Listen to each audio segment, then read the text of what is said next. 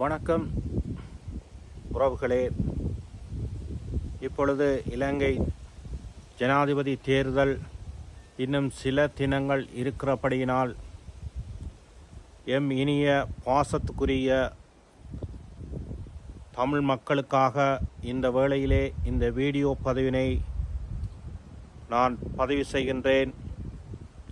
அன்பார்ந்த எம் தமிழ் மக்களே, தேர்தல் நெருங்கி வருகின்ற இந்த நாட்களில் பல்வேறுபட்ட தரப்பினர்களும் ஒவ்வொரு விதமான கருத்துக்களை சொல்லி எங்களுடைய மக்களை பேரம் பேசி ஒவ்வொரு அரசியல் கட்சிகளோடும் இரகசிய தொடர்புகளின் நிமித்தம் எங்களுடைய மக்களை திசை திருப்பி எங்களுடைய வாக்குகளை சிதறடித்து அரசியல் கட்சிகள் மாத்திரமல்ல, உள்நாட்டு வெளிநாட்டு புலனாய்வாளர்களும் தமிழ் மக்களுடைய எண்ணங்களையும் விருப்பங்களையும் சிதறடிக்கும் முகமாக பல்வேறு தரப்பினர்கள் இலங்கை ஜனாதிபதியை தெரிவு செய்வதற்கு விருப்பம் கொண்டுள்ளபடியினால் எங்கள் தமிழ் மக்களை பலவீனப்படுத்தவும் சிதறடிக்கவும் பலர் எடுத்து கொண்டிருக்கிற முயற்சியை நாங்கள் அறிகின்றோம். எனவேதான் அன்பார்ந்த தமிழ் மக்களே, நாங்கள் தமிழர்களாக நாங்கள் ஒரு அணியில் திரண்டு ஒரு தமிழ் மகன் வேட்பாளராக பொது வேட்பாளர் அரியநேந்திரனை தெரிவு செய்திருக்கிறபடியினால் நாங்கள் ஒவ்வொரு தமிழனும் அந்த வேட்பாளருக்கு வாக்களித்து எங்களுடைய வாக்கை நாங்கள் அதிகரித்து தமிழ் மக்கள் நாங்கள் ஒரு அணியாக நிற்கிறோம் என்ற எங்களோட பலனை ஒரு பெரும்பான்மையை நாங்கள் இந்த சந்தர்ப்பத்தில் இந்த தேர்தலில் நாங்கள் வெளிப்படுத்த வேண்டும். எனவேதான் சர்வதேசத்திற்கும் இலங்கை அரசாங்கத்துக்கும் தொடர்ந்து நாங்கள் தமிழ் தேசிய இனமாக தொடர்ந்து நாங்கள் அதே கொள்கையிலே நாங்கள் தொடர்ந்து பயணிக்கின்றோம் என்பதை மீண்டும் நிரூபிக்கும் முகமாக இந்த தேர்தலில் தமிழ் பொது வேட்பாளர் என்கின்ற அடையாளமாக இந்த தேர்தலிலே போட்டியிடுகின்றார்கள். நாங்கள் ஜனாதிபதியாக வருவது வேறு, வராமல் இருப்பது வேறு. ஆனால் தமிழர்களாகிய நாங்கள் இந்த தேர்தலிலே தமிழ் பொது வேட்பாளருக்கு வாக்களித்து எங்களுடைய வாக்குரிமையை நாங்கள் அவர்களுக்கு கொடுக்க வேண்டும். எனவே தமிழ் மக்களை சிதறடிக்கும் முகமாக பல்வேறுபட்ட முயற்சிகளை பலர் எடுத்து வருகின்றார்கள்.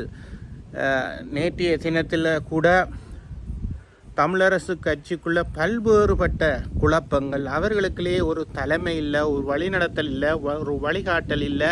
மாவை சேனாதிராஜா அவர்கள் பொதுக்குழுவிலே கூடி தீர்மானித்த அறிக்கையை அவர் அறிவிக்கின்றார். நாங்கள் கட்சி ஏகமனதாக தீர்மானித்து நாங்கள் சஜித்துக்கு ஆதரவளிக்க இருக்கின்றோம். 3 பிரதான வேட்பாளர்களுடைய தேர்தல் விஞ்ஞாபனங்களின்படி நாங்கள் அதை பரிசீலித்து சஜித்தினுடைய தேர்தல் விஞ்ஞாபன கொள்கையை நாங்கள் பரிசீலித்த நிமித்தம் சஜித்துக்கு ஆதரவு அளிப்பதாக ஊடகவியலாளருக்கு அவர் கருத்தை சொல்லுகிறார். கருத்தை சொல்லி அதே வாகனத்தில் ஏறி கிளிநொச்சியிலே தமிழ் பொது வேட்பாளருடைய மேடையில் ஏறி அந்த மேடையிலே அவர் சொல்லுகின்றார், தான் தமிழ் பொது வேட்பாளருக்கு தமிழ் மக்கள் ஒரு இன விடுதலைக்காக தொடர்ந்து போராடுகின்ற சமூகமாக இருக்கின்றபடியினால் ஒரு தமிழ் இனத்துக்காக எங்களுடைய தமிழ் இனம் தொடர்ந்து பாடுபட்டு பயணித்து கொண்டிருக்கிறபடியினால் நான் தமிழ் வேட்பாளருக்கு என்னுடைய வாக்களிப்பேன் என்று சொல்லுகின்றார். இப்போ பாருங்கள், அங்கே ஒரு கதை, இங்கே ஒரு கதை, அங்கே ஒரு கால், இங்கே ஒரு கால். அப்போ நாங்கள் தமிழரசு கட்சி சொல்லுகின்ற தமிழரசு கட்சிக்குள்ள குழப்பங்களை விளைவிக்கின்ற பல்வேறுபட்டவர்கள் இருக்கின்றார்கள். பல்வேறுபட்ட கருத்தை உடையவர்கள் இருப்பதினால் தமிழ் மக்கள் எங்கு ஒரு பலமாக சேர்ந்து பயணிக்கின்றார்களோ அந்த இதில் நாங்கள் தமிழ் மக்கள் பயணிக்க வேண்டும். அதே வேளையில் இந்த தேர்தலில் நாங்கள் இந்த அரியநேந்திரன் அவர்களுக்கு தமிழ் மக்கள் ஒவ்வொருத்தரும் உணர்வு பூர்வமாக வாக்களிக்க வேண்டும். ஏன் நாங்கள் வாக்களிக்க வேண்டும் என்று சொல்லி சொன்னால், நாங்கள் கடந்த பல ஆண்டுகளாக தமிழ் சமூகம் ஒரு போராடிய இனமாக, இன்னும் விடுதலை பெறாத இனமாக, தொடர்ந்து பயணிக்கின்ற இனமாக இருக்கின்றபடியினால் அந்த அடையாளத்தை, அந்த தமிழினத்தினுடைய உரிமை இன்னும் தொடர்ந்து மறுக்கப்படுகின்றது என்பதை நாங்கள் சர்வதேசத்திற்கும் இலங்கை அரசாங்கத்துக்கும் தொடர்ந்து காண்பிக்க வேண்டும். தொடர்ந்து இதை நாங்கள் வலியுறுத்த வேண்டும். அப்போதுதான் எங்களுடைய இனம் ஒரு விடுதலை பெறும், எங்களுடைய உரிமைகளை வென்றெடுக்க முடியும். உங்களையும் எங்களையும் நம்பி இன்று நீங்கள் பாருங்கள், எத்தனை துயிலம் இல்லங்களில், எத்தனை கல்லறைகளில் உங்களை நம்பி போராடிய இனம் இன்றைக்கு மௌனிச்சு உறங்கிக் கொண்டிருக்கின்றது. அவர்கள் விதையாக இருக்கின்றார்கள் உங்களை நம்பி. ஆனால் எத்தனை மாவீரர்கள் தங்கள் குடும்பங்களை, உறவுகளை, தாய் சகோதரங்களை எல்லாம் இழந்து இன்றைக்கு ஒரு போராடிய இனமாக இன்றைக்கு எத்தனை காணாமலாக்கப்பட்டவர்கள், உறவுகள், இன்றைக்கு வீதிகளில் போராட்டம். இன்னும் எங்களுடைய இனம் அடக்கப்படுகின்ற, ஒடுக்கப்படுகின்ற, ஒரு நீதி இல்லாத, ஒரு படுகொலை செய்யப்பட்ட இனமாக நாங்கள் இருக்கின்றோம்.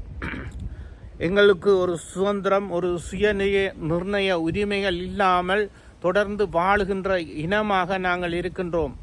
எனவேதான் இந்த மக்களுடைய அர்ப்பணிப்பிலையும் தியாகங்கள்லையும் நாங்கள் இன்றைக்கு தொடர்ந்து பயணிக்க வேண்டும். அவர்கள் எங்களை நம்பித்தான் இன்றைக்கு மரணித்தார்கள். என்ன ஒவ்வொருத்தரும் பாருங்கள், ஒரு கடல்பட கப்பலை தாக்கி அழிக்கணும், ஒரு இராணுவ முகாமுக்குள்ள வெடிகுண்டோட பாஞ்சவைகள் எல்லாம் இருக்கணும். எத்தனை இன்றைக்கு யோசிச்சு பாருங்க, இன்றைக்கு விமான நிலையங்களை எல்லாம் தாக்கி அழிச்சு இந்த விமானங்களை எங்களோட மக்கள் மீது குண்டு போட்ட விமானங்களை அந்த போராளிகள் தற்கொலைகளாக பாஞ்சி போய் பலாலிக்குள்ளேயும் அங்கே மத்தள விமான நிலையத்தையும் தாக்கி அழித்தார்கள். தாங்களே வெடிகுண்டா பாஞ்சி அழித்து அந்த எங்களோட மக்கள் மேலே குண்டு போட்ட அந்த விமானங்களை எல்லாம் தங்களை அர்ப்பணித்து அழித்தார்கள். இந்த மக்களுக்காக. என்ன இன்றைக்கு ஒரு சாதாரண ஒரு மனிதனால் ஒரு தற்கொலை குண்டுதாரியாக போய் எங்களோட மக்களோட விடுதலைக்காக இந்த மக்களை அழிக்கிற இப்படிப்பட்ட காரியங்களை சாதாரண ஒரு மனிதனால் செய்ய முடியாது, தங்களை அர்ப்பணிச்சு. அப்போ இந்த மாவீரர்களுடைய உணர்வையும் இவங்களுடைய அர்ப்பணிப்பையும் 50,000க்கு மேற்பட்ட மாவீரர்களும் 500க்கும் மேற்பட்ட கரும்புலிகளும் பொம்பளை பிள்ளைகள் கடற்படை படகுகளை கப்பலை போய் அழிச்சு வெட்டிச்சு சிதறி கடற்படை வீரர்களை சிறைப்பிடித்து வந்த நிகழ்வுகள் இருக்கு. அமெரிக்காவிலேயே போய் 300க்கும் மேற்பட்ட விசேட பயிற்சி பெற்று வந்த அந்த ஸ்பெஷல் இராணுவத்தை கூட ஜேசி குரு நடவடிக்கையில் எங்களோட பொம்பளை பிள்ளைகள் போய் தாக்கி 300க்கும் மேற்பட்டவர் அழிச்சார்கள். அப்போ எங்களோட வீர தியாகம்ன்றது மறக்க முடியாதது, மறுதளிக்க முடியாதன. அப்போ அப்படிப்பட்டவர்களுடைய அந்த தியாகத்தையும் அர்ப்பணிப்பையும் நாங்கள் மறந்துவிடக்கூடாது. ஒவ்வொரு தமிழனும் சிந்திக்க வேண்டும். ஒவ்வொரு தமிழனும் உணர்வு உள்ள தமிழன் ஒவ்வொருத்தனும் யோசிக்கணும். பாருங்க, இன்றைக்கு சொல்லினம் தமிழ் ஜனாதிபதி ஒருத்தர் ஜனாதிபதியாக வரையலாது, போட்டியிட்டாலும் வரையலாது என்று சொல்லி காலம் ஒரு நாள் அதை மாற்றி அமைக்கும். இலங்கையிலேயும் தமிழர் ஒரு ஆள் ஜனாதிபதியாக வரலாமன்றது இலங்கை அரசியல் அமைப்பினுடைய சட்ட திட்டத்தை மாற்றி அமைத்தால் ஒரு காலம் பெறும் தமிழரும் ஜனாதிபதியாக வரலாம் என்று நாங்கள் எண்ணிக்கையில் சிறுபான்மையினராக இருந்தாலும், அமெரிக்காவில் இன்றைக்கு ஒருவர் தமிழ் ஜனாதிபதியாக போட்டியிட முடியும் என்றால், சிங்கப்பூரில் ஒரு ஆள் ஜனாதிபதியாக இருக்க முடியும் என்றால், இந்த சாதாரணமான இலங்கையிலே ஏன் ஜனாதிபதியாக தமிழர் வர முடியாது? இப்போதைய அரசியல் சட்டத்திட்டங்களின்படி, அரசியல் அமைப்பின்படி இப்போ வர முடியாது. ஆனால் அவைகளை மாற்றி அமைத்தால் ஒரு தமிழன் ஜனாதிபதியாக வர முடியும். எனவே அவை இப்படியான விஷயங்களை மாற்றுவதற்காகவும் இதுவும் ஒரு காலத்தில் ஒரு சாட்சியாக அமையும். எனவே தான் நாங்கள் தமிழ் மக்கள் நாங்கள் பல கருத்துக்கள் வரும், பல விமர்சனங்கள் வரும். எங்களுடைய மக்களை ஏமாற்றி ஏமாற்றி ஏமாற்றி காலங்காலமாக இப்படி அரசியல் செய்த அரசியல்வாதிகள் தான் இன்றைக்கு இலங்கை தமிழர்களில் இருக்கிற எனக்கு பல கேள்வி இருக்கு. ஒரு தமிழ் அரசியல்வாதி என்றாலும் இதய சுத்தியோட ஒருவர் கூட இல்லை இலங்கையில். அது மிகப்பெரிய கவலையாக இருக்குது. எல்லாரும் ஏமாற்றி வித்தக்காரர்.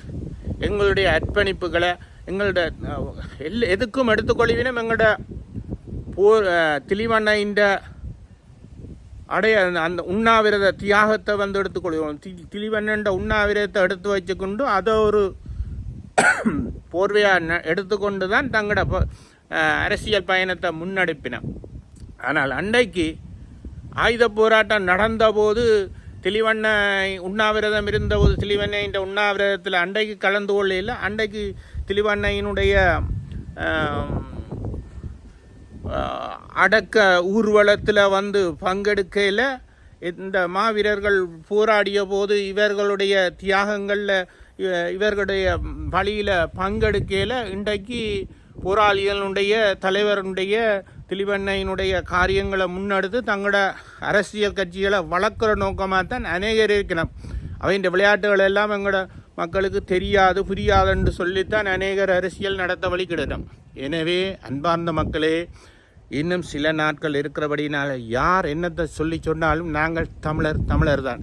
உண்மையில் யோசிச்சு பாருங்கள், இன்றைக்கி ஒரு தமிழ் ஜனாதிபதி வர முடியுமாக இருந்தென்று சொல்லி சொன்னால் நாங்கள் ஒரு தமிழருக்கு வாக்களிப்போமா, சிங்கள ஒரு இனத்தை சேர்ந்தவர் ஜனாதிபதியாக வருன்னு சொன்னால் அவருக்கு வாக்களிப்போமா? அந்த உணர்வு உங்களோட உள்ளத்தில் இருதயத்தில் வர வேணும்.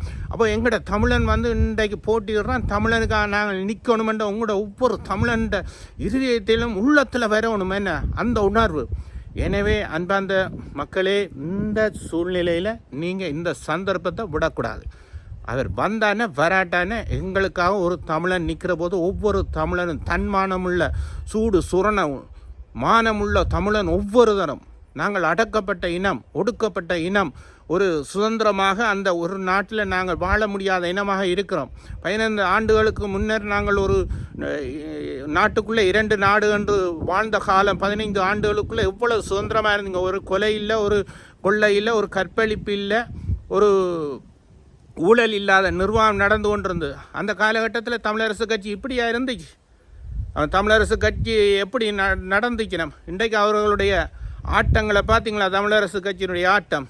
இவைகளுக்கெல்லாம் முற்றுப்புள்ளி வைக்கணும், முடிவு கட்டணும். யாரும் ஜனாதிபதியாகவும் பெறட்டும், அதை பற்றி உங்களுக்கு பரவாயில்லை, அது பின்னர் பார்ப்போம். இந்த தேர்தலுக்கு பிறகு இந்த தேர்தலில் நீங்கள் ஒரு அரியந்தனேந்திரனுக்கு நீங்கள் வாக்களித்து, சங்கு சின்னத்துக்கு வாக்களித்து தமிழ் மக்கள் ஒரு அணியாக திரண்டு நிற்கிறோம்ன்றதை இலங்கை அரசுக்கும் சர்வதேசத்துக்கும் மீண்டும் ஒரு தடவை நிரூபிக்க வேண்டும். அன்பார்ந்த தமிழ் மக்களே, எங்களுடைய போராளிகளுடைய அர்ப்பணிப்பை எல்லாம் நீங்கள் யோசிச்சு பாருங்கள். இன்றைக்கு எத்தனை பேர் இன்றைக்கு காணாமலாக்கப்பட்டு வந்து இன்றைக்கு திண்டாடி கொண்டு இருக்கணுமேன உறவு இருக்குதா இல்லையான்னு சொல்லி தெரியாமல். இதே போல் இன்றைக்கு யோசிச்சு பாருங்கள், உங்களுக்கு ஒரு ஆள் காணாமல் போயிருந்தால், உங்களுக்கு ஒரு ஆள் போராளி குடும்பமாக இருந்தால், உங்களுக்கு ஒரு ஆள் மாவீரர் குடும்பமாக இருந்திருந்தால், இன்றைக்கு ஒரு குடும்பத்தில் 5 பேர் 6 பேர் 2 பிள்ளைகளை போராட்டத்தில் கொண்டு இணைச்சி மாவீரராக இருக்கிற இன்றைக்கு பெற்றோர்மார்களும் இருக்கிறோம்.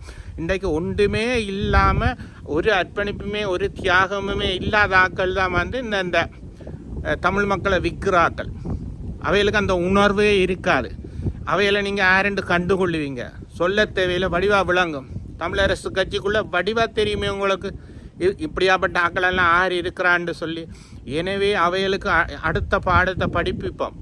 இப்போ நீங்கள் தமிழ் மக்கள் எல்லாரும் இணைந்து ஒரு நல்ல முறையில் தமிழ் மக்கள் உணர்வு பூர்வமாக அரியந்தனேந்திரன் சங்கு சின்னத்துக்கு வாக்களிக்குமாறு தயவு செய்து அன்பார்ந்த மக்களே மீண்டும் ஒரு தடவையாக நாங்கள் உங்களுக்கு அன்பாக வேண்டிக் கொள்கிறோம். எங்களோட உணர்வை நாங்கள் காட்டுவோம். நாங்கள் உணர்வுள்ள தமிழன் நாங்கள். எனவே தயவு செய்து அன்பார்ந்தவர்களே இந்த வீடியோவை பாருங்கள்.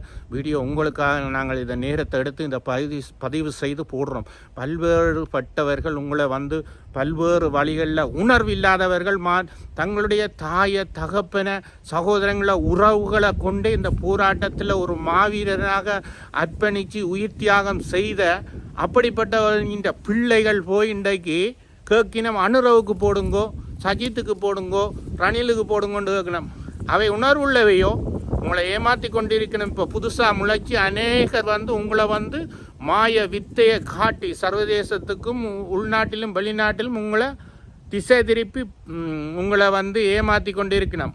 உண்மையான உணர்வுள்ள தமிழன் ஒவ்வொருத்தரும் தமிழ் ஜனாதிபதி வேட்பாளர் ப. அரியந்தனேந்திரருக்கு வாக்களிக்குமாறு உங்களை அன்போடு வேண்டிக் கொள்கிறோம்.